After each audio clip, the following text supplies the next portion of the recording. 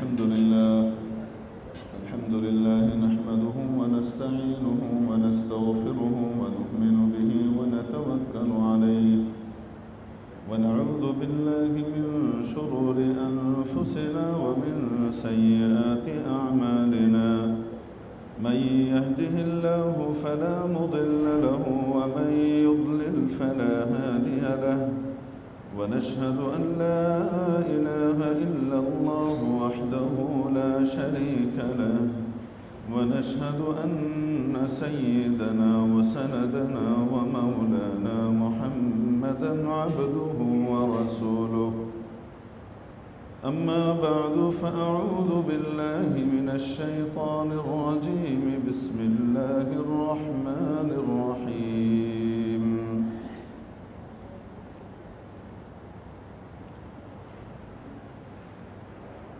تبارك الذي بيده الملك وهو على كل شيء قدير الذي خلق الموت والحياة ليبلوكم أيكم أحسن عملا وهو العزيز الغفور صدق الله مولانا العظيم واجب الاحترام حضرات علماء کرام আজিজ তালাবা ধর্মপ্রাণ ধর্মভীরু সর্বস্তরের সম্মানিত মুসল্লিয়ানে ইজাম আল্লাহ জাল্লা শানুহু ওয়া আম্মা নওয়ালুহু আমাদেরকে ওনার মহান ঘরে হাজিরে লেখাবার তৌফিক দান করে ধন্য করেছেন। হৃদয়ের গভীর থেকে শুকর আদায় করি আলহামদুলিল্লাহ। মুআজ্জাজ হাজিরিন, আল্লাহ তাআলা আমাদেরকে দুনিয়াতে পাঠিয়েছেন পরীক্ষার প্রস্তুতি নেবার জন্য, প্রিপারেশন নেবার জন্য। দুনিয়াতেও আমরা পরীক্ষার প্রস্তুতি নিই, পরীক্ষার মৌসুম চলছে এখন। এই প্রস্তুতি বেশ আগ থেকে নেওয়া শুরু হয়, কি কি কোশ্চেন আসতে পারে সেটার জন্য বিজ্ঞজনদের গুরুজনদের শরণাপন্ন হই। বিশেষ বিশেষ কোচিং সেন্টারের দ্বারস্থ হই, সেখান থেকে পরামর্শ নিয়ে শর্টকাট বিশাল সিলেবাসের মধ্য থেকে শর্টকাট কিছু প্রশ্ন এবং কোশ্চেনগুলোকে সামনে রেখে, ভাই বসি, এই যে ভাই বসুন, সময় দেওয়া হবে ইনশাআল্লাহ। হাদিসের উপরে আমল করা শিখতে হবে। কোন হাদিসের উপরে কোন পদ্ধতিতে কিভাবে কখন আমল করতে হবে, এটা না শিখলে মুসিবত আসবে।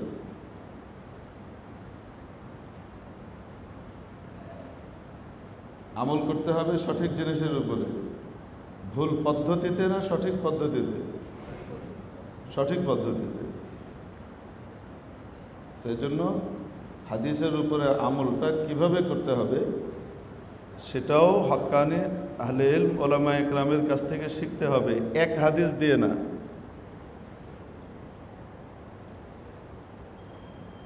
যদি কেউ এক হাদিস আর দুই হাদিস দিয়ে সমাধান করতে যায় তখন সে ভুল পথে পরিচালিত হয়, সহি জিনিসের উপরে আমলটা ভুলভাবে করে।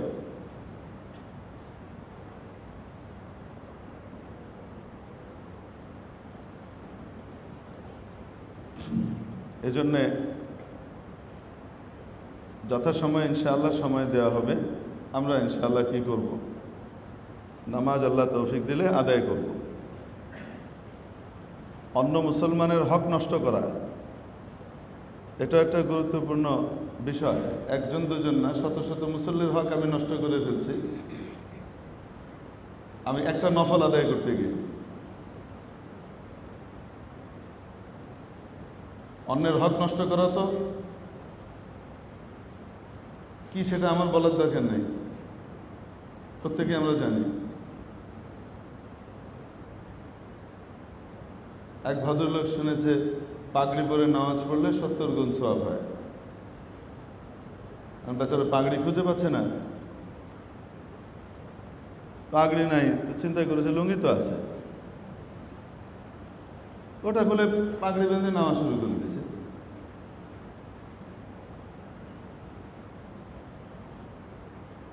আমল তো করতে গেছে ঠিকই, কোনটা করতে গিয়ে কোনটা ছেড়েছে এটার খবর নাই।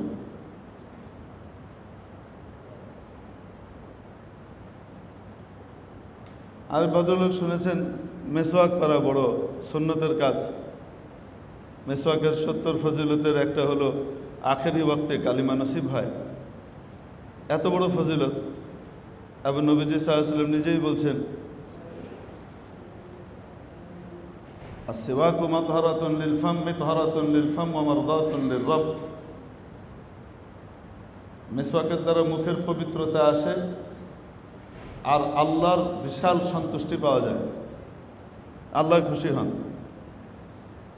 নবীজি সাল্লাল্লাহু আলাইহি ওয়াসাল্লাম এই পরিমাণ মেসওয়াক করতেন, এত বেশি করে করতেন যে হযরত আম্মা জান আয়েশা সিদ্দিকা রাদিয়াল্লাহু তাআলা আনহা বর্ণনা করেন যে মেসওয়াক করতে করতে নবীজির মাড়ির দাঁতের মাড়িগুলো এমনভাবে আলাদা হয়ে গিয়েছিল, মনে হতো যেন দাঁত খুলে পড়ে আসবে, এমনভাবে মনে হতো যেন মাড়ি আলাদা হয়ে যাচ্ছে। তখন মিসওয়াকের বিশাল ফজিলত শুনেছে।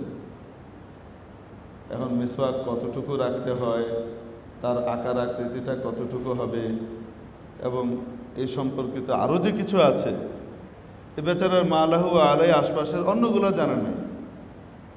একটা পড়েছে, শুনেছে, সহিহ হাদিস পেয়েছে, আমল করতে আগ্রহী হয়েছে। হওয়া উচিত, দিন দিন ইসলামের পথে আসা উচিত, বিষয়গুলোর উপরে আমল করা উচিত। কিন্তু যখন নিজের বুঝবুদ্ধি মতো করতে যাবে, এটার আরও কিছু আশপাশ না জানবে, সব মানুষ বোকা, আমি একমাত্র বুদ্ধিমান, উপস্থিত সমস্ত মুসল্লি হলো বোকা, এরা ইসলাম কিচ্ছু জানে না, যা জানেন আমি একা জানি। এই ধরনের মন মানসিকতা মানুষকে ভুল পথে পরিচালিত করতে আরো বেশি করে উদ্বুদ্ধ করে। সঠিক জিনিসটা ভুলভাবেই করবে। মেসওয়াকটা পাওয়ার পরে এখন মেসওয়াকের ফজিলত পেয়ে কতটুকু মেসওয়াক হবে এটার আর সে সহিহ রিওয়ায়াত পায়নি।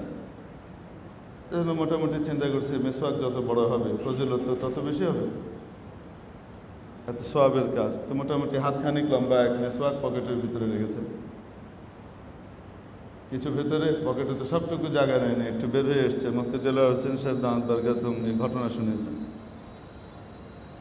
আর মেসওয়াক তো পাশ দিয়ে একটু বেরিয়ে আছে। পাশের ভদ্রলোক যিনি নামাজ পড়ছেন উনি কিয়াম অবস্থায় আছেন, দাঁড়িয়ে আছেন, লুঙ্গি পরা, আয়নার এক হাতি মেসওয়াক বের হয়ে আছে। তো উনি যখন সেজদা থেকে উঠে দাঁড়াচ্ছেন, পাশের জন তো দাঁড়িয়ে আছে, তো মেসওয়াক তো একা উঠতেছে না, মেসওয়াক পাশের লোকের যে লুঙ্গিটা ওটাকে সহকারে নিয়ে উঠতেছে।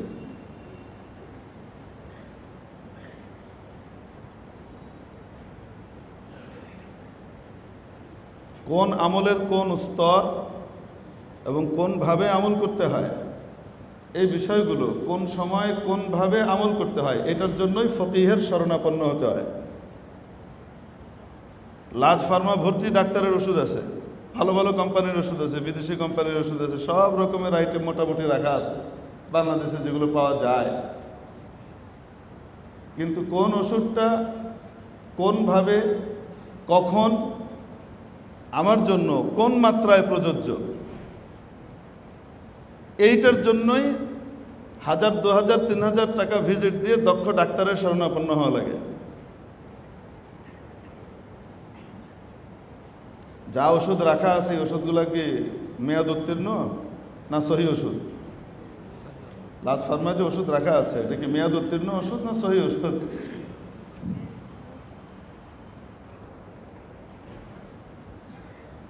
সব তো সঠিক ওষুধ, কিন্তু কোন ওষুধটা আমি খেতে হবে, কিভাবে খেতে হবে, কোন মাত্রায় খেতে হবে, কখন কখন খেতে হবে, এটা জানার জন্যই তো দক্ষ ডাক্তারদের শরণাপন্ন হতে হয় আমাদেরকে। ডাক্তার সাহেবদের কাছে যাওয়া লাগে, ওনারা যে প্রেসক্রাইব করেন সেটা অনুযায়ী আমাকে কি করতে হবে, আমল করতে হবে। এই জন্য রাসূল পাক সাল্লাল্লাহু তাআলা আলাইহি ওয়াসাল্লাম ফকিহের জন্য দোয়া করেছেন। ফকিহ, শুধু ফকিহের জন্য দোয়া করেছেন তা না, ফকিহ পর্যন্ত নবীজির হাদিস পৌঁছানোর মাধ্যম যে ব্যক্তি হয় তার জন্য দোয়া করেছেন। ফকিহ কাকে বলে? কোরআন এবং হাদিসের মর্ম, ভেতরের গুঁড়ো জিনিসটা যে ব্যক্তি উপলব্ধি করে এবং তার এই জ্ঞানের ব্যাপ্তি বিশাল পরিমাণে থাকে এবং একদম আটলান্টিক প্রশান্ত মহাসাগরের একদম বটমে গিয়ে কি করতে পারে? মুক্তা আনতে পারে। এই ক্ষমতা সব ডুবুরির হয় না। সব ডুবুরির ক্ষমতা পদ্মার তলে যাওয়ারও হয় না। এক একজনের এক এক রকমের দক্ষতা থাকে। গাওয়াস বলে আরবিতে।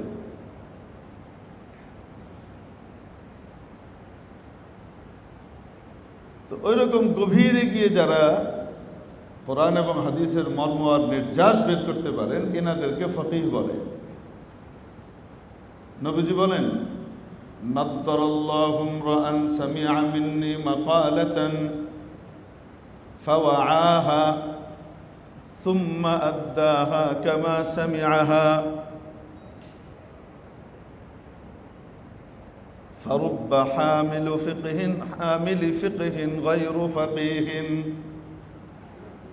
فرب حامل فقه غير فقيه। আল্লাহ পাক ওই ব্যক্তির চেহারাকে সতেজ করে দেন, সবুজ করে দেন, মানে তরতাজা রাখুন। নতুন গাছের সাথে তুলনা করছেন, তরতাজা রাখুন। যে ব্যক্তি আমার কোনো বাণী শুনে যথাযথভাবে সেটাকে রপ্ত করে এবং তারপর সে এটা অন্য পর্যন্ত পৌঁছিয়ে দেয়। শুধু রপ্ত করে না, কি করে? অন্যের পর্যন্ত পৌঁছিয়ে দেয়। কেন এই দোয়া করছেন নবীজি? পরের অংশ, কারণ অনেকে অনেক গভীর বুঝের কালিমা এবং কথা ধারণ করে, বহন করে, কিন্তু সে সেই গভীর বুঝ পর্যন্ত পৌঁছানোর ক্ষমতা রাখে না। ফারুব্বা হামিলি ফিকহিন, দ্বীনের গভীর সমঝ বহনকারী ব্যক্তি অনেক সময় ফকিহ নিজে হয় না, নিজে ফকিহ হয় না। তো সে আমার এই বাণীটা ফকিহ পর্যন্ত পৌঁছিয়ে দিবে। ফকিহের কাছে যখন আমার বাণীটা যাবে তখন সে এই বাণীর গভীরে গিয়ে উম্মতের জন্য মাসআলা মাসাইল কি করবে? বের করবে, উম্মতের জন্য রাস্তা বের করে দিবে।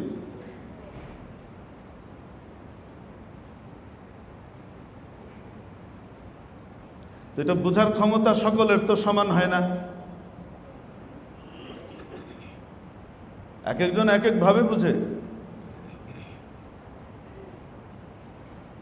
তো এই যে এই ব্যক্তি ফিকহের এই বাণীটাকে বহন করে নিয়ে গিয়ে ফকিহ পর্যন্ত পৌঁছিয়েছে, এই জন্য এই ব্যক্তির জন্য নবীজি দোয়া করছেন।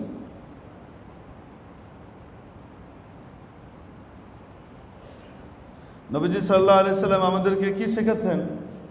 যা পেলে, যা দেখলে সেটার উপরে নিজে নিজে আমল করো, যা বুঝলে সে অনুপাতে আমল করো, নাকি এই ব্যাপারে বিশেষজ্ঞ যারা, গভীরভাবে গভীর ফিকহের অধিকারী যারা, তাদের শরণাপন্ন হও। আপনারা হযরত ওমর রাদিয়াল্লাহু তাআলা আনহু সম্পর্কে জানেন। আমাদের বাংলায় বলে অনেক সময় খুব তেজি এবং মানুষ হলে, খুব স্ট্রেইট ফরওয়ার্ড মানুষ হয় যারা কোনো কিছুকে করে না, তাদেরকে বলে যে বেটা বাপকেও ছাড়ে না, বলে না? হযরত ওমর রাদিয়াল্লাহু তাআলা আনহুর বিষয়টা, ওইখানকার ওনার রুচিটা এরকমই ছিল। সবাই জানতো যে এ লোক ছেড়ে দেবার পাত্র নয়। হক না হকের ব্যাপারে তো নবীজি বলেই দিয়েছেন, ওয়া আশাদ্দুহুম ফি আমরিল্লাহি ওমর। আল্লাহর বিধানগুলো বাস্তবায়নের ক্ষেত্রে সব সবচেয়ে শক্ত এবং মজবুত হলেন ওমর।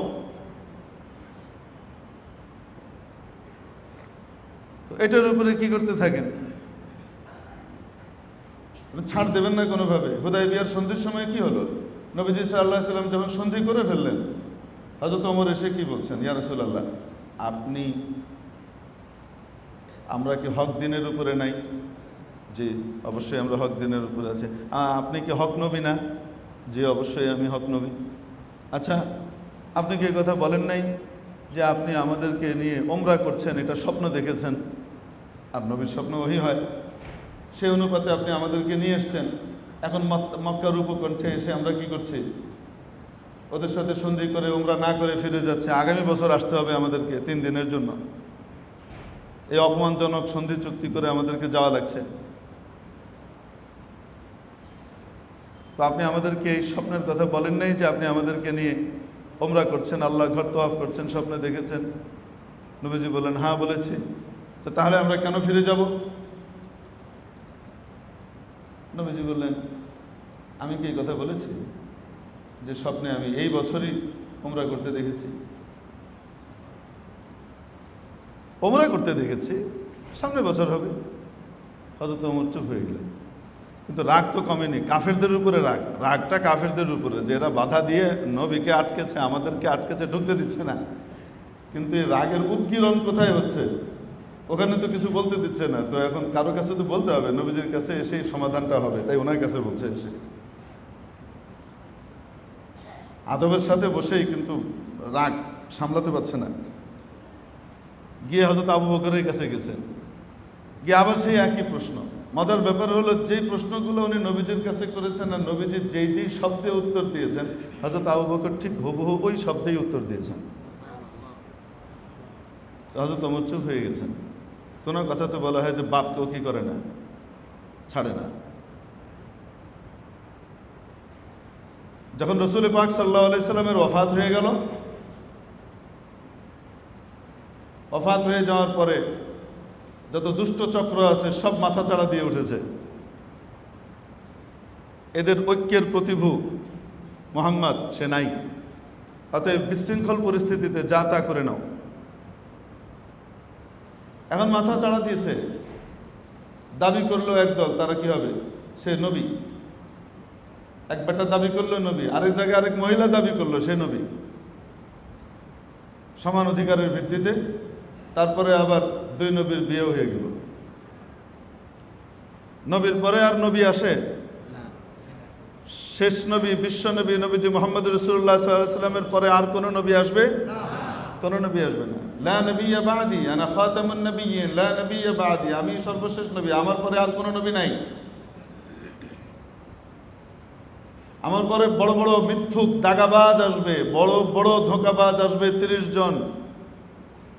কুল্লুহুম ইয়াদউন আন্নাহু নবী, প্রত্যেকেই দাবি করবে সে নবী। এই ঘোষণাগুলো কার? নবীজি মুহাম্মদ রাসূলুল্লাহ সাল্লাল্লাহু আলাইহি সাল্লাম। আবার বলছেন, লাউ কানা বা'দি নবিয়্যুন লাকানা ওমর, আমার পরে তার কোনো নবী হবে না, যদি হতো তাহলে ওমর হতো। ওমর নবুয়তের দাবি করেছেন কোনোদিন? তাহলে আর কেউ নবী হবে কখনো? সুস্পষ্টভাবে ঘোষণা করে দিয়েছেন নবীজি সাল্লাল্লাহু আলাইহি সাল্লাম। এদের বিরুদ্ধে যোদ্ধা পাঠালেন। হযরত আবু বকর রাদিয়াল্লাহু তাআলা আনহু খলিফা হয়ে, এদের মোকাবেলা করো। আরেক দল দাঁড়ালো, তারা যাকাত দেবে না, তারা কোরআনের সব বিধান মানে, শুধু খরচ করার বিধান যেটা এটা মানে না। সিদ্দিক আকবর এদের বিরুদ্ধে যুদ্ধের ঘোষণা দিলেন। কারণ ইসলামের অকাট্য কোনো বিষয়, এটিকে যদি কেউ অস্বীকার করে তাহলে সে আর ইমানদার থাকে না। কোরআনের একখানা আয়াতকে যদি কেউ অস্বীকার করে তাহলে তার ইমান থাকে না। জেনে শুনে যদি সে অস্বীকার করে যে আল্লাহর বাণী এটা, আল্লাহ বলেছেন এটা, তারপরে সে বলে না এটা চলবে না, এটাও চলবে, এটা বর্তমান পৃথিবীর সাথে যায় না, অতএব এটা বাদ। এটা নিয়ে সংশয় করলে ইমান থাকবে? আপনারা বলেন যে ইমান কাকে বলে? আমানতু বিল্লাহি কামা হুয়া বিআসমাইহি ওয়া সিফাতিহি, আমি ঈমান আনলাম আল্লাহর উপরে যেমন তিনি আছেন তার সমস্ত নাম এবং গুণগুলো সহকারে।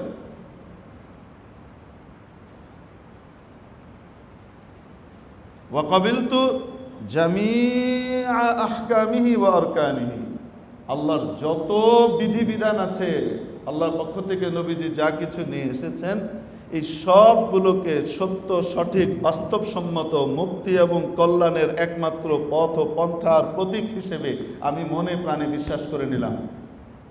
সবগুলোকে, একটা ক্লাসের ভিতরে 100 জন ছাত্র মনে করেন, 99 জন আছে, একজন অনুপস্থিত। ইন্সপেক্টর আসলেন, জিজ্ঞেস করলেন তোমাদের ক্লাসে সবাই আছে? বলেন, বলা যাবে সবাই আছে? কেন? সবাই আছে বলতে হলে কয়জন থাকতে হবে? 100-তে? যদি 100-তে 100 জনের একজনও কম থাকে, তারপরেও সব বলা যাবে? বলা যাবে না। ইমানের জন্য শর্ত হলো আল্লাহর দেওয়া সব বিষয়গুলোকে বিশ্বাস করতে হবে। যদি সবগুলো না থাকে তো তাহলে তার ভিতরে ইমান থাকবে না। এখন 500টা বিধানের সবগুলোকে আমি বিশ্বাস করি, শুধু দুটোর ব্যাপারে আমার সংশয়, আমি সেটাকে বিশ্বাস করি না। তো সব আছে? যদি সব না থাকে ইমান আছে? নাই। এই জন্য খুব এসেনশিয়াল পয়েন্ট আমাদেরকে মনে রাখতে হবে। অনেক বিধান আছে যে বিধানগুলো হয়তো আমার ইমানি দুর্বলতার কারণে আমি পালন করতে পারি না, আমল করতে পারি না, এটা আমার দুর্বলতা। কিন্তু যদি বিশ্বাস করি যে এই বিধানটা আল্লাহর, এটা সত্য, এটা সঠিক, এটা করা দরকার ছিল, তাহলে আমার ইমান আছে। আমল না করার কারণে গুনাহ হবে। তওবা করলে আল্লাহ মাফ করে দিবেন, আর তওবা না করলে আল্লাহর যদি রহম আসে কোনো কারণে, আল্লাহ যদি রহম করে মাফ করে দিতে চান, আল্লাহর নিয়ম অনুযায়ী আল্লাহ বলেছেন আমি চাইলে মাফ করেও দিতে পারি। কিন্তু কোনো বিধান যদি সে অস্বীকার করে বা অকাট্য বিধানের ব্যাপারে সংশয় প্রকাশ করে, যেটা হবে না, জানার পরেও বলে যেটা হবে না, তাহলে ঈমান আছে? এই ছেলে ওখানে বসো।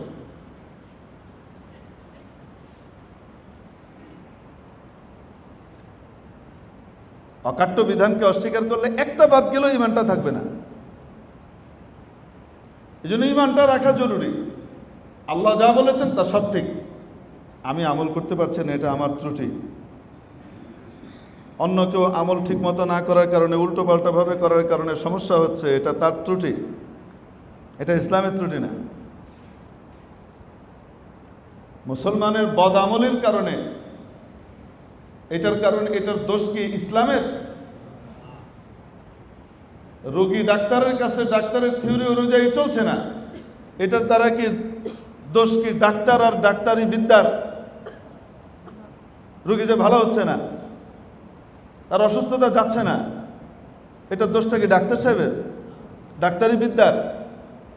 না যে রোগী ঠিকমতো ওষুধ খাচ্ছে না এবং নিয়ম মাফিক চলছে না, এটা তার দোষ। এখন রোগী ভালো হচ্ছে না, এই জন্য দায় দিয়ে দিলাম। কেন ভালো হচ্ছে না এটার যাচাই বাছাই আর করতে গেলাম না, আমরা বললাম যে দূর কোন ডাক্তারের কাছে গেছে, ডাক্তার ভালো নেই, ডাক্তারি চিকিৎসাই এখন সব 2 নম্বর হয়ে গেছে ভাই, সব এখন ট্রিটিং বাজ। একটা ঢালাও কথা বলে দিলাম। তো আমাদের মুসলমানদের অধপতনের কারণে, আমলগত ইমানি দুর্বলতা এবং আমলগত দুর্বলতার কারণে, অধপতনের কারণে আমরা যেটা চিত্র সমাজের সামনে পেশ করি মুসলমানদের, এটাই কি ইসলাম?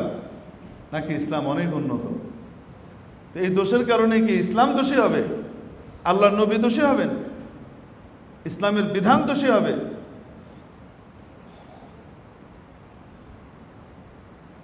এজন্য কোনো বিধান যদি আমার বোধগম্য না হয়, হক্কানি উলামা ইকরামের কাছে যাব, গিয়ে বোঝার চেষ্টা করব। ওর কথা শুনে নিজের ঈমানটা নষ্ট করব না। গোটা কোরআনে কারীম আল্লাহ পাক শেষ করেছেন যে সূরাটা দিয়ে, কি বলেন তো? কুল আউযু বিরাব্বিন নাস, মালিকিন নাস, ইলাহিন নাস। আমি গোটা মানব জাতির রবের কাছে, প্রতিপালকের কাছে আশ্রয় চাচ্ছি।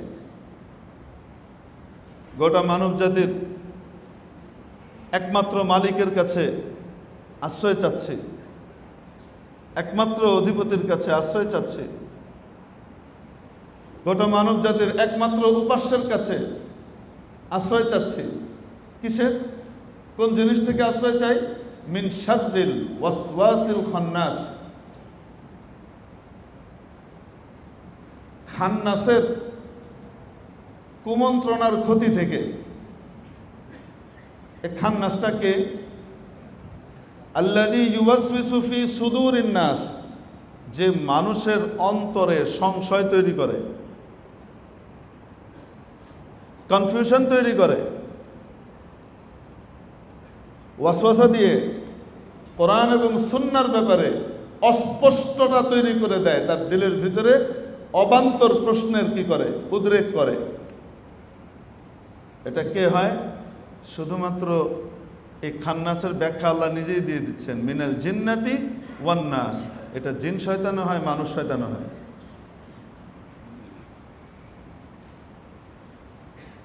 এই জন্য খান্নাস থেকে আশ্রয় চেয়েছেন। এই কারণে হযরত ইমাম বুখারী রহমতুল্লাহ আলাইহি তার সহিহ বুখারী ধারাবাহিকতা যে সাজিয়েছেন, কোন চ্যাপ্টারের পরে কোন চ্যাপ্টার, কোনটার পর কোনটা, খুব সুন্দরভাবে নিখুঁতভাবে সাজিয়েছেন, একটা একটার সাথে কঠিন মিল।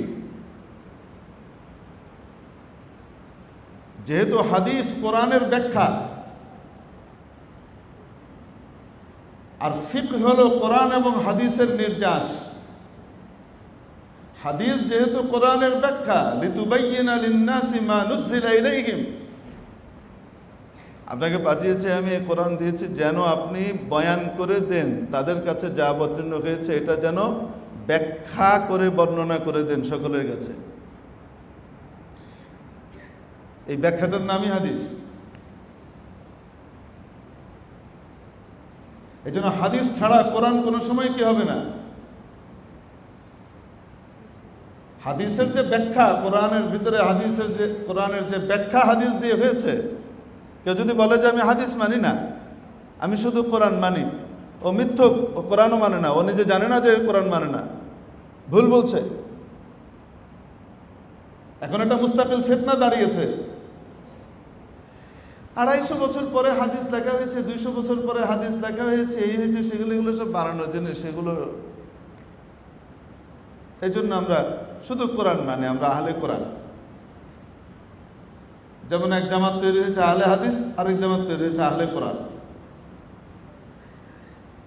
আহলে কোরআন আমরা শুধু কোরআন মানি। হাদিসের বিভিন্ন হাদিস এনে, যে হাদিসের ব্যাখ্যাগুলো তার জানা নাই, যে হাদিসের ভিতরে কোনটা আগের, কোনটা পরের, কোনটার সাথে কি বিষয় হচ্ছে, এগুলোর তার খবর নাই, এগুলোকে নিয়ে সে অবান্তর প্রশ্ন করে মানুষের ভিতরে সংশয় তৈরি করে যে হাদিস গ্রহণযোগ্য না, হাদিস মানা যাবে না। তো কি করতে হবে? ডাইরেক্ট কোরআন। নবীজি কি বলছেন? তারাকতু ফীকুম আমরাইন লান তাদিল্লু মা তামাসসাকতুম বিহিমা কিতাবাল্লাহি ওয়া সুন্নাত রাসূলিহি। আমি তোমাদের ভিতরে দুটো জিনিস রেখে গেলাম, যতক্ষণ পর্যন্ত এই দুটো জিনিসকে তোমরা মজবুতভাবে আঁকড়ে ধরে রাখবে, কখনো তোমাদেরকে বিভ্রান্ত করা যাবে না, তোমরা বিভ্রান্ত হবে না, তোমরা সঠিক রাস্তায় থাকবে, জান্নাতের পথে থাকবে। দুটো কি? কিতাব আল্লাহ, এক হলো আল্লাহর কিতাব, ওয়া সুন্নাত রাসূলি, এবং তার রসুলের অনুসৃত সুন্নাহ, অনুসৃত হাদিস। সুন্নাত এবং হাদিসের ভিতরে একটু পার্থক্য আছে। যা কিছু নবীজির দিকে নিসবত হয়, নবীজির সাথে সম্পৃক্ত যা কিছু আছে, সবগুলোই হাদিস। নবীজির সাথে সম্পৃক্ত হয় যে সমস্ত কথা, যে সমস্ত কাজ, যে সমস্ত আচরণ এবং যে সমস্ত তাকরীর, সমর্থন, এই সবগুলোকেই কি বলে? হাদিস বলে। নবীজির সামনে একটা ঘটনা ঘটেছে, নবীজি কিছু বলেননি, চুপ করেছিলেন, তাহলে এটাও হাদিস, নবীজির সমর্থন আছে।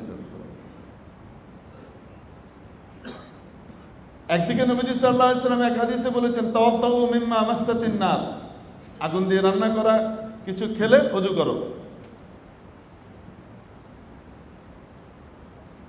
আবার আরেক হাদিসের ভিতরে আসছে, দুটোই সহিহ হাদিস, সনদের দিক থেকে সহিহ। আম্মা জান বলছেন নবীজি সাল্লাল্লাহু আলাইহি সাল্লাম আমার ঘরে আসলেন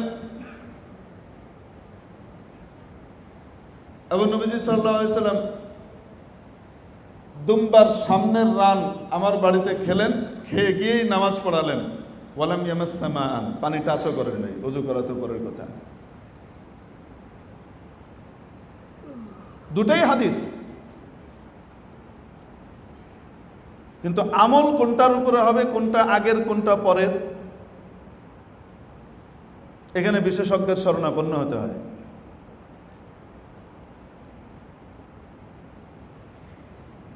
বিশেষজ্ঞ বের করে বললেন তাওয়াদ্দাউ মিম্মা মাসসাতিন নার, আগুন দিয়ে কোনো রান্না করা কোনো কিছু খেলে অজু ভেঙে যাওয়ার বিষয়টি ইসলামের পূর্ব যুগে ছিল, পরবর্তীতে এটি রহিত হয়েছে।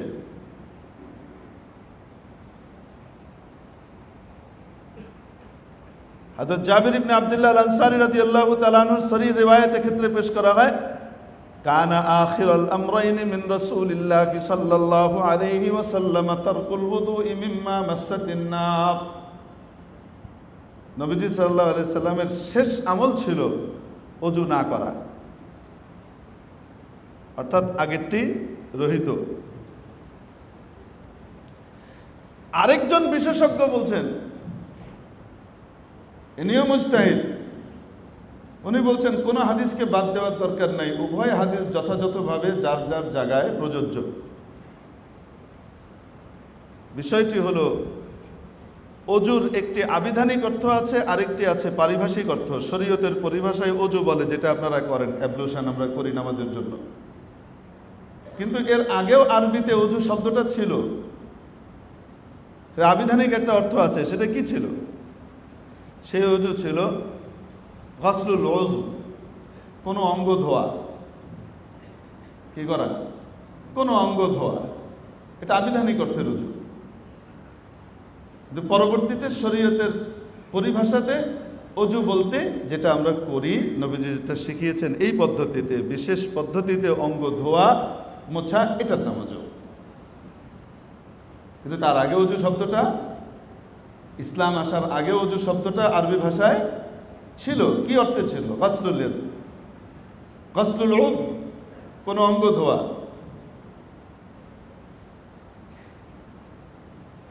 এই বিশেষজ্ঞ বললেন, যেই হাদিসে নবীজি বলেছেন,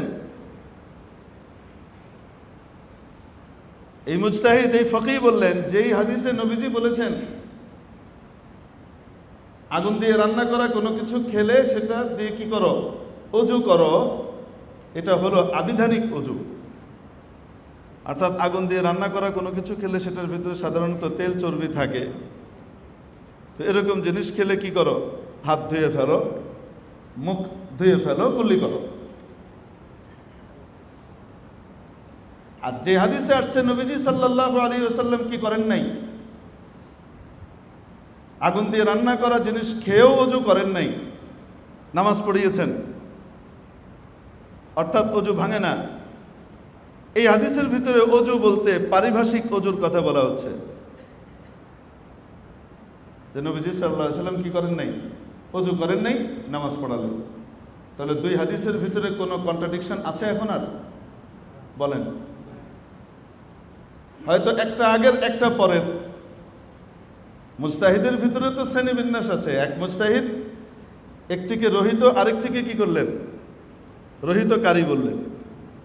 আরেক মুজতাহিদ এমন ব্যাখ্যা করলেন দুই হাদিসের, যে দুটোই যথাযথ জায়গায় প্রযোজ্য থাকে, কোনো হাদিসই বাদ যাচ্ছে না। তো ফকিহের শরণাপন্ন হয়ে আমল করলে, মুজতাহিদের শরণাপন্ন হয়ে হাদিসের উপরে আমল করলে, আমল কি হাদিসের উপরে কম হয় না বেশি হয়? এই শেষোক্ত মুজতাহিদের নাম ইমাম আবু হানিফা, যিনি এই ব্যাখ্যা দিলেন যে কোনো হাদিসই এখানে রহিত নয়, দুটো হাদিসই যথাযথভাবে বহাল আছে, দুটির ব্যাখ্যা ভিন্ন।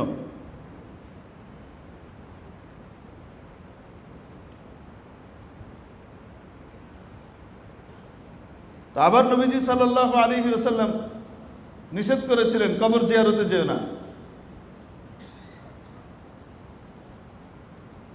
তো এই যে নবীজি বলেছেন কবর জিয়ারতে যেও না, এই হাদিসটা কি হাদিস না?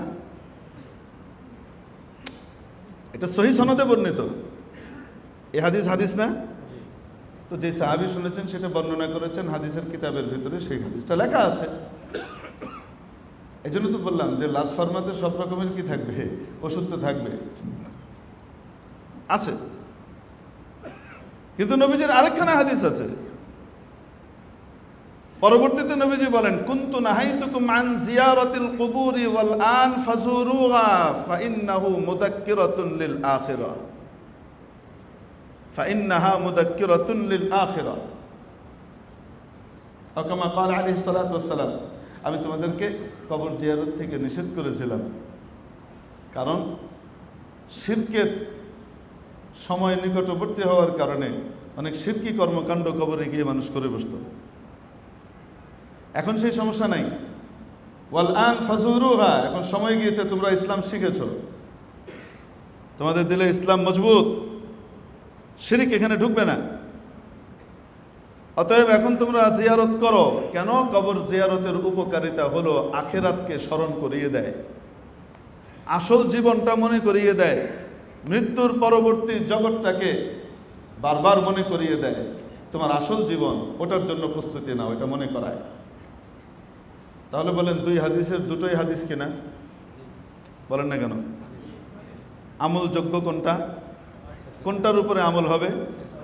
আসতে বলুন। জি, রসুলের দিকে নিসবত হয়, সম্পৃক্ত যত কথা আছে, যত বাণী আছে এবং যত কাজ আছে, ওনার যত সমর্থন আছে, এই সবগুলোই হাদিস। কিন্তু আমলের জন্য উম্মতকে দেওয়া হয়েছে সবগুলোই। বলেন, ওই যে কবর জিয়ারত করো না, নিষেধাজ্ঞার হাদিস, সেটাও তো হাদিস, কিন্তু সেটার উপরে কি উম্মতের আমল? উম্মতের আমল কিসের উপরে? পরবর্তীটার উপরে। ওয়াল আন ফাজুরুহা, এখন জিয়ারত করো এবং বেশি বেশি জিয়ারত করো, এর দ্বারা আখিরাত মনে পড়বে। আসলে আগে আমরা দেখতাম, বুঝতাম না তো, ছোটবেলায় অনেক কিছু মুরব্বীদেরকে দেখেছি করতে, সেটা আস্তে আস্তে কেমন যেন কমে যাচ্ছে। চালু হওয়া খারাপ না, ভালো। সেটা হলো মুরব্বীরা দেখতাম অনেকে জুমার নামাজটা পড়েই আশপাশের কবরস্থানে যেতেন, গিয়ে একটু কবর জিয়ারত করে, বাবা মার কবর জিয়ারত করে, চাচার কবর, দাদার কবর জিয়ারত করে তারপরে বাসায় খেতে যেতেন। আবার অনেকে দেখতাম ফজরের নামাজটা পড়েই বাসায় যাওয়ার আগে ওই যে ঘরের সামনে বা মসজিদের সামনে আশপাশে কবর থাকতো, এই কবরের সামনে দাঁড়িয়ে একটু জিয়ারত করে তারপর বাড়ি যেতেন। আস্তে আস্তে এগুলো কমে গেছে, কিন্তু আসলে এটার দ্বারা আখিরাতের কথা বারবার মনে পড়ে কি পড়ে না? তো দুখানাই তো হাদিস। উম্মতের আমল কোনটার উপরে, এই আমল কোনটার উপরে হবে না হবে, কিভাবে হবে, এটার জন্যই ফকিহের শরণাপন্ন হওয়া লাগে, এটার জন্যই মুস্তাহিদের শরণাপন্ন হওয়া লাগে, বড় ডাক্তারের কাছে যাওয়া লাগে।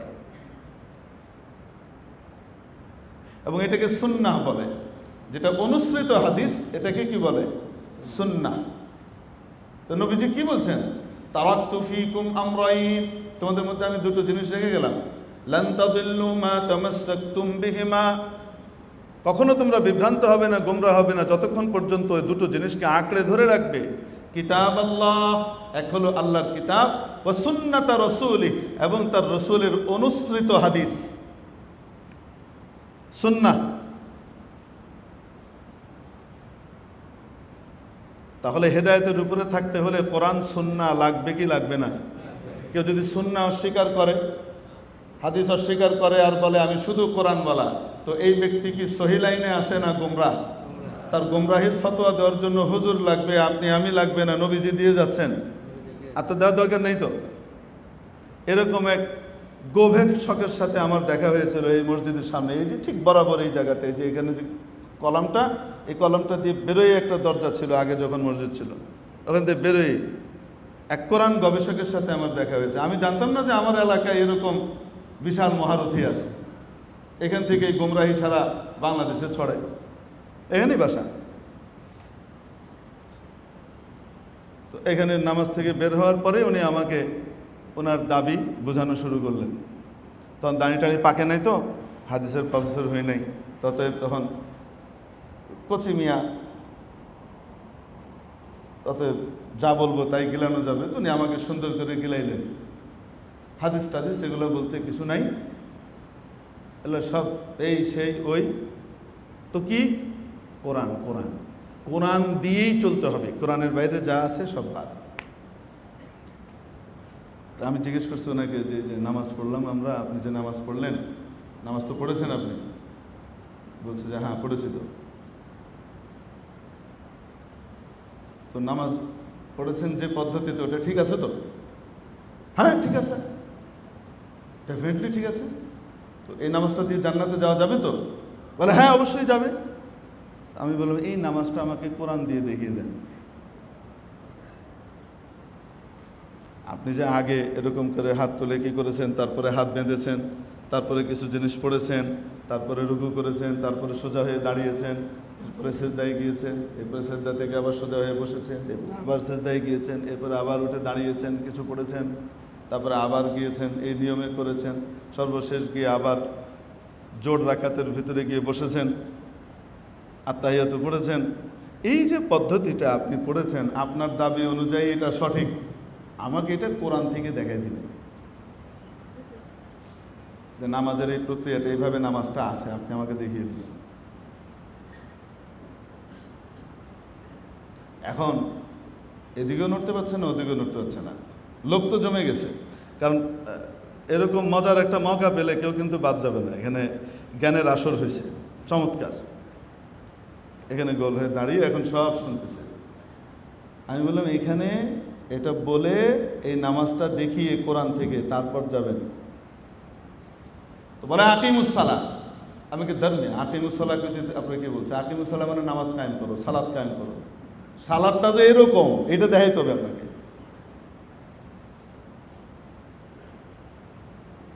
এখন তো নড়তে পারছে না। আমি বললাম ভাই তাহলে তো নবী লাগতো না, আল্লাহ কিতাব একটা নাজিল করে দিয়ে দিতেন। মানো ফেরেশতারা আসমান থেকে একটা কোরআন নামতেছে, সমস্ত মানুষ দেখতেছে আসমান থেকে কি নামতেছে? কোরআন নামতেছে, নেমে গেছে, এবং গায়ের থেকে আওয়াজ আসলো এইটা আমার কিতাব, এটার উপরে আমল করো। নবী তো আর লাগতো না। কিতাবুল্লাহর বাস্তবায়ন কিভাবে করতে হবে, কোন প্রক্রিয়ায় করতে হবে, কোন সময় কোন প্রক্রিয়ায় করতে হবে, এটাকে শেখানোর নামই তো হলো হাদিস। আপনি হাদিস ছাড়া কোরআন মানবেন, সুন্নাহ ছাড়া কোরআন মানবেন, মিথ্যা কথা। আপনি জানেনই না, তাহলে হয় আপনি অজ্ঞ মূর্খ, নতুবা মিথ্যাবাদী। আপনি জানেন না। দিয়ে তারপরে আমি যখন বললাম যে এই নামাজটা একটু দেখিয়ে দিয়ে যান দয়া করে, কোনো হাদিসের শরণাপন্ন হবেন না। এখন আর দেখাতে পারছে না। তারপরে বিভিন্নভাবে কথাবার্তা বলা শুরু করলো। আমি তো এতক্ষণ নরমভাবে ঠান্ডাভাবে বলেছি, এরপরে আমি গরম হয়েছি।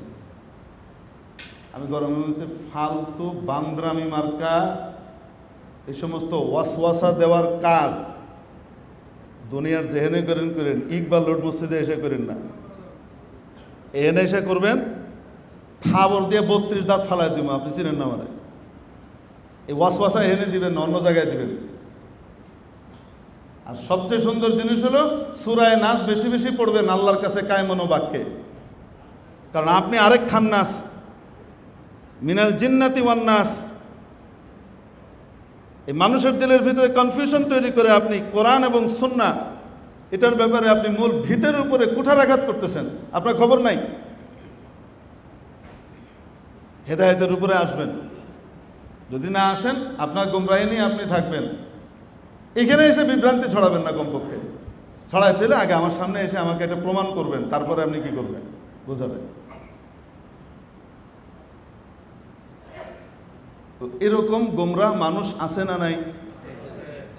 এই যে সহি লাইন থেকে বিচ্যুত করে দেয় বিভিন্ন জিনিস দিয়ে, এটাকে কোরআনের ভাষায় খান্নাস বলেছে। এটা জিনও করে, জিন শয়তানও করে, মানুষ শয়তানও করে। মিনাল জিন্নাতি ওয়ান নাস। মেরে মুহতারাম দোস্ত, আজিজ বুজুর্গ,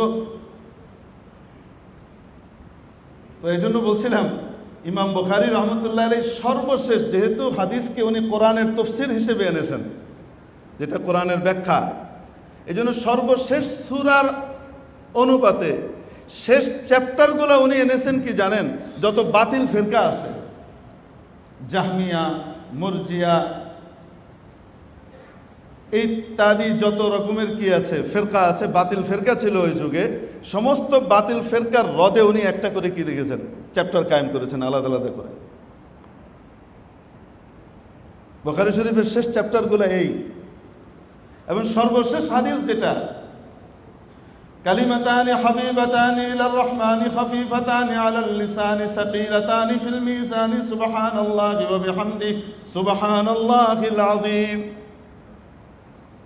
এটাও মুতাজিলার ফিরকায়ে মুতাজিলা একটা বাতিল ফিরকা ছিল, এদের একটা দাবির রদে এই হাদিস এনেছেন। এখন এটা যে ফিরকায়ে মুতাজিলার হাদিসের রদের জবাবে এই হাদিস এনেছেন, এটা আপনি শুধুমাত্র বাংলা ইংরেজি বুখারী নিয়ে পড়ে যদি ট্রান্সলেট করেন আর পড়লে আপনি বুঝবেন এটা যে এখানে উনি কি হিসেবে এটাকে এনেছেন, কোন ইয়েতে এনেছেন শুরু থেকে। এই জন্য অবশ্যই পড়তে হবে, জানতে হবে, শিখতে হবে, একা একা নয়। হক্কানি ভালো দক্ষ ডাক্তারের তত্ত্বাবধানে, ভালো আলেমের তত্ত্বাবধানে যখন আমি শিখব, আমার জ্ঞান শানিত হবে, সহি দিকে যাবে এবং আমি হেদায়েতের দিকে যাব। তো হযরত ওমর রাদিয়াল্লাহু তাআলা আনহু কাউকে ছেড়ে কথা বলতেন, এই জায়গায় ছিলাম, উনি তো ছেড়ে কথা বলতেন না। তো নবীজির ওয়াফাতের পরে চারিদিকে বিভিন্ন রকমের শয়তানি শুরু হলো। তোর মধ্যে একদল দাঁড়ালো, তারা যাকাত দিবে না, হযরত আবু বকর এদের বিরুদ্ধে যুদ্ধের ঘোষণা দিলেন। আরেক দল দাঁড়ালো, তারা যাকাত দিবে, কিন্তু নবীজির যুগে ইসলামী খেলাফত যখন থাকে, নিয়ম হলো যাকাত খলিফার কাছে কি করবে, আদায় করবে। এই মাসলা আবার সব সরকার খুব পছন্দ করে, জানেন তো। এই যে মাসলাটা, যাকাত সরকারি কোষাগারে আসুক। ইসলামের 1 নম্বর বিধান ইমানের খবর থাকে না, 2 নম্বর বিধান নামাজের তেমন কোনো খবর থাকতে থাকে না, রোজারও তেমন থাকে না থাকে না, কিন্তু ইসলামের পয়সার নম্বর যেটা যাকাত, এইটার আবার খুব খোঁজখবর আছে। এই শাখায় জাকাতের টাকা জমা নেওয়া হয়, বিভিন্ন সুদী ব্যাংকের ভিতরে একসময় লেখা থাকতো, আপনারা দেখেন নাই মনে হয়। তো এই বিধানটা আবার সব সরকার যারাই সরকারে যায় তারা খুব পছন্দ করে যে যাকাতটা কোথায় যাক, সব রাষ্ট্রীয় কোষাগারে যাক। হ্যাঁ, যাকাতটা রাষ্ট্রীয় কোষাগারে যাবে অবশ্যই তখন যখন যাকাতটা যে আল্লাহর বিধান, সেই আল্লাহর বিধানটা এই যাকাতের টাকা দিয়ে যথাযথভাবে বাস্তবায়ন করা হবে তখন। আর যতক্ষণ পর্যন্ত এই পরিস্থিতি না আসবে ততক্ষণ পর্যন্ত ওখানে দিলে যাকাত আদায় হবে কিনা মুফতি সাহেবদেরকে জিজ্ঞেস করে নিন। আমি কিছুই বললাম না, থাক, কিছু আপনাদের কাছেই থাকলো। তো তারা করলো কি, নবীজির যুগে যাকাত কোথায় দেওয়া হতো, রাষ্ট্র এসে নিয়ে যেত এবং এটাকে যথাযথভাবে যাকাত প্রাপ্য যারা তাদের কাছে যথাযথভাবে কি করা হতো, বন্টন করা হতো। এটা বিরাট একটা উপকারের বিষয় ছিল। তো এরা বলছে যে আমি আমারটা দিব, আমি আবু বকরের কাছে, খেলাফতের কাছে, খলিফার কাছে আমি যাকাত দিব না। হযরত আবু বকর রাদিয়াল্লাহু আনহু এদের বিরুদ্ধেও কি করলেন, যুদ্ধের ঘোষণা দিলেন। হযরত ওমর রাদিয়াল্লাহু তাআলা আনহু আসলেন। হযরত ওমর রাদিয়াল্লাহু তাআলা আনহু এসে হযরত আবু বকরকে বলতেছেন, আবু বকর, নবীজি কি এই কথা বলেন নাই, মান সাল্লা সালাতানা, যে ব্যক্তি আমাদের মতো নামাজ পড়ে, আমাদের কেবলাকে কেবলা মনে করে, ওয়া আকালা যাবিহাতানা, এবং আমাদের জবাই করা জানোয়ার খায়, আসমা মিন্না মালাহু ওয়া দিমাহু ওয়া ইরদাহু, সে তার জান, মাল, আবরু, ইজ্জত সব কিছু আমাদের হাত থেকে নিরাপদ করে নেয়, রক্ষা করে নেয়। এই যে নবীজি বলেন নাই, হাদিস পেশ করতেছেন কে? অতএব এরা যাকাত আপনার কাছে দিবে না, ঠিক আছে, তাই বলে তাদের ব্যাপারে আপনি যুদ্ধের ঘোষণা কিভাবে দেন? এখানে যুদ্ধ করা যাবে না, এটার ব্যাপারে হাদিস পেশ করতেছেন কে? হযরত ওমর। আর হযরত আবু বকর রাদিয়াল্লাহু তাআলা আনহুর এখানে কি করা উচিত, পাল্টা আরেকটা হাদিস দেওয়া উচিত না? হযরত আবু বকর রাদিয়াল্লাহু তাআলা কি করেছেন জানেন? উঠে দাঁড়িয়েছেন, দাঁড়িয়ে আল বিদায়া ওয়ান নিহায়া খুলে দেখেন, দাঁড়িয়ে হযরত ওমর রাদিয়াল্লাহু তাআলা আনহুর এই যে বুকের যে গরিবানি পট্টি, এটাকে এভাবে ধরেছেন, ধরে ঝাঁকুনি দিয়ে বলতেছেন, আজাব্বারুন ফিল জাহিলিয়াতি ওয়া খাওয়ারুন ফিল ইসলাম। জাহিলি যুগে তো বড় বাহাদুর ছিল, একবারে উড়ায় ফেলতা। এখানে এসে কি ইসলামে ঢুকে কি তুমি ভীরু কাপুরুষ হয়ে গেছো? উত্তর দিলেন এইটা। আর হযরত ওমর কি বলেন জানেন? ফালাম্মা আন রাআইতু আন্নাল্লাহা ক্বাদ শারাহা সাদরা আবি বকরিন লিল কিতালি আরাফতু আন্নাহুল হক। আমি যখন দেখলাম আবু বকরের সামনে আমি হাদিস বলার পরেও আবু বকর এটাকে গ্রহণ না করে সে এই ব্যাপারে অটল যে এদের বিরুদ্ধে যুদ্ধ হবে, আমি যখন দেখলাম আল্লাহ আবু বকরের দিলকে এই ব্যাপারে খুলে দিয়েছেন, আমি বুঝে নিলাম এটাই হক, এটাই সহি। হাদিসের মর্ম আমার চেয়ে বেশি আবু বকর বুঝে। এজন্য খোলাফায়ে রাশিদিনের তরিকা কি নিজে যা বুঝলাম সেটার উপরে আমল করা, নাকি ফকিহের শরণাপন্ন হয়ে আমল করা? হাদিস পেলাম, একজন ব্যক্তি ঢুকলেন, হযরত ওমর ওয়াক্তুব, সে ব্যক্তি বসে পড়লেন। ওমর বললেন 2 রাকাত নামাজ পড়ে নাও, তারপর বসো। অতএব এই হাদিস থেকে আমি বুঝে নিলাম যে খুতবা চলা অবস্থায় যে কোনো সময় সব অবস্থায় কি করতে হবে? ঢুকলেই মসজিদে 2 রাকাত আদায় করতে হবে। এই সহিহ হাদিস আমি পাওয়ার পরে এরপরে এটার আরো যে অনেক কিছু আশপাশের আছে, আরো যে হাদিস আছে, সেগুলো আমি কিছুই না জেনে জিজ্ঞেস না করে যখনই ঢুকলাম বয়ান চলছে, আল্লাহু আকবার আল্লাহু আকবার, আমি নামাজে দাঁড়িয়ে গেলাম। আমি তো সহিহ হাদিসের উপরে আমল করতে চাচ্ছি, কিন্তু পন্থাটা সহি হচ্ছে কি হচ্ছে না, এক হাদিস দিয়ে এটা নির্ণয় হবে না, আরো হাদিস আছে। আমি যখনই শুরু করব তো যিনি বক্তব্য রাখছেন তার কনসেন্ট্রেশন তখন, যখনই নজর ঘুরবে একজন দাঁড়িয়ে আছে ওঠানামা করছে আর বাকিরা কি করছেন? বসে আছেন। তো কনসেন্ট্রেশন নষ্ট হবে এবং অন্যদের সকলের হক সেখানে কি হবে? নষ্ট হবে। হযরত ওমর রাদিয়াল্লাহু তাআলা আনহু যেই সময় করছিলেন সেই সময় আরবি খুতবা চলছে। আরবি খুতবার পরে সুন্নতের কোনো সুযোগ আছে? আসতে বলেন। আরবি খুতবার পরে সুন্নতের আর কোনো সুযোগ থাকে ওই সময়? না ফরজ নামাজে দাঁড়িয়ে যেতে হয়? আমরা যে বাংলাতে আলোচনা করি এটার পরেও নামাজের সুযোগ আছে না নাই? আসতে বলেন। আছে না? দেওয়া হয় না? তো দুটাকে এক পাল্লায় মাপলাম, আমি হাদিস সঠিক বুঝলাম। হাদিস তো সহি। এই জন্য সহি হাদিসের উপরে আমল করতে হবে। ভুল পদ্ধতিতে না সহি পদ্ধতিতে? খোলাফায়ে রাশিদিনের পদ্ধতি কি? ওমর যেটা বুঝেছিলেন সেটার উপরেই ছিলেন, হাদিসের উপরে, নাকি আবু বকর তার চেয়ে আফকাহ হযরত আবু বকরের শরণাপন্ন হয়ে সে হাদিস বুঝেছেন? মেরে মুহতারাম দোস্ত, এই জন্য আল্লাহ পাক আমাদেরকে কোরআন সুন্নাহর উপরে আমলে তৌফিক দান করেন, সহির উপরে সহি পদ্ধতিতে আমলে তৌফিক দান করেন।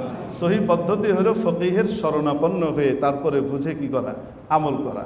আল্লাহ পাক আমাদেরকে কবুল করেন, মিল মহব্বত দান করেন এবং ইখলাস। যারা এরকম করেন তারাও কিন্তু ইখলাসের সাথে করছেন, ভালো মানুষ, কিন্তু অর্ধেকের ইলম আছে, বাকিটুকুর নাই। এই জন্য উলামায়ে কেরামের শরণাপন্ন হয়ে বুঝে বুঝে কি করবো? ইনশাআল্লাহ আমল করব। আল্লাহ পাক আমাদেরকে তৌফিক দান করেন। ওমা আলাইনা ইল্লাল বালাগ। 4 রাকাত ক্বাবলাল জুমআহ সুন্নাত আদায় করে নিই।